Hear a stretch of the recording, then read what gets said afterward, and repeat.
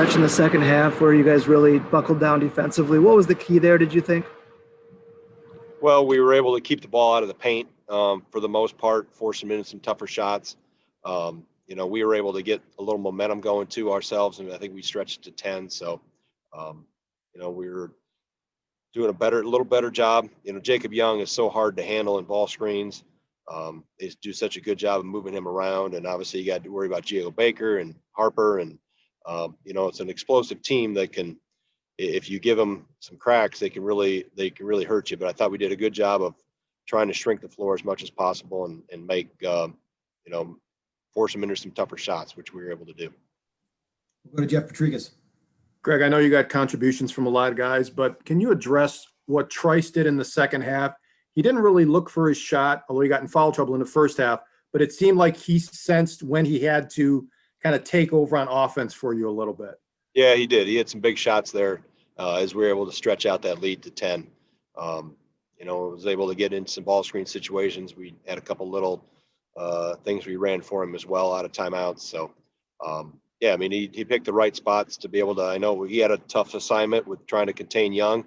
That was a lot. And, obviously, and teammates were doing some decent jobs. We were able to flow through the first half other than how we finished in the last couple of possessions with 2 turnovers. Obviously, he's sitting on the bench, so that didn't help us. But, it was good for him to step up at the right time, which, senior point guards, good ones, tend to do that. Josh Schaefer. Greg, 42 of Rutgers' 54 points came from in the paint, and I know that's kind of been a trend over the past couple games or so. What do you think you guys are doing there that's kind of allowing teams to get in the paint, and where can you guys kind of improve there? They're hard to keep out of the paint. I mean, you look at any box score, you probably haven't watched them play, right, Josh, before tonight? Okay, so everybody has a hard time keeping them out of the paint. That's their attack point. They get it to the bigs. They try to drive it with all 3 perimeter guys. So it's, you're trying to not put them at the free throw line. You're trying to keep them off the glass and force into tough shots, which we were able to do a lot, and obviously able to contest some threes. But they're a handful to keep out of the paint. Always have been. Just because they get you moving around, and like I said, Jacob Young is as quick. And I've seen almost everybody they played try to handle him in ball screens and do everything on planet Earth to try to contain him. And he's a load. I mean, he's so quick and so shifty. He gets you spun in a lot of ways. So it's hard. It's credit to them because those guards are good. Back to Jim Polzin. I believe Ford had some big baskets tonight, but on the other end of the court, I thought he was really good too.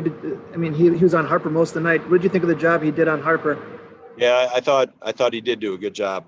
I thought he rebounded well. Obviously, he had some big shots for us as well, and I thought Tyler was good on Baker too. That's really the first time he's guarded a guy like that and guarded Gio, and he's got a little, he can put you in some tough positions in terms of how he plays with the ball. So I thought both those guys, did a good job defensively, and really it was such an effort and a scrap game. I mean, everybody that played got on the floor tonight. The 8 guys that played, the energy and the grit and the togetherness, I thought it's what it takes to win against Rutgers. You've got to play exceptionally hard, and it's not always going to be pretty. It may not going to look good on the stat sheet in areas, but there's you got to be able to try to match how hard and aggressive and gritty they are. Jeff, go ahead. Yeah, Greg, you mentioned Tyler's defense. Is that why you made the change in the starting lineup, going with Tyler to Nate to match up with them defensively?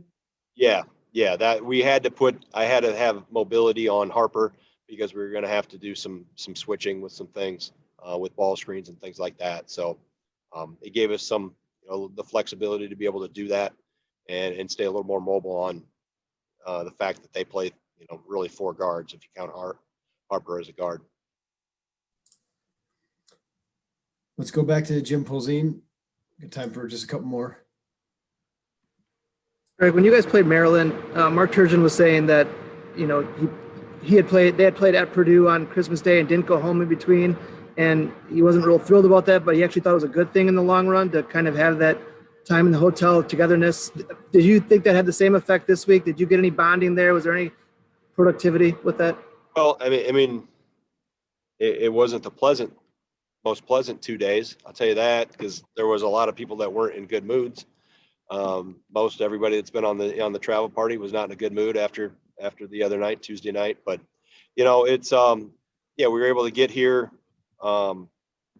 Wednesday and practice here Wednesday and practice again yesterday. It's such an odd time because of all the COVID protocols. We don't do the things on the road that typically we do. We eat individually. You grab your food and go back to your room. We don't do the team building things at times we've done on the road. So we don't have the same impact that a road trip like this would have in normal times. But I think it was good for us to at least that's what we intended it to be. Not that we intended to get beat on Tuesday night, but we wanted to use these 2 days to improve on some things and grow as a team. And it was only going to matter if we came out and played the way we needed to play tonight. And I'm proud of the guys of how they did that.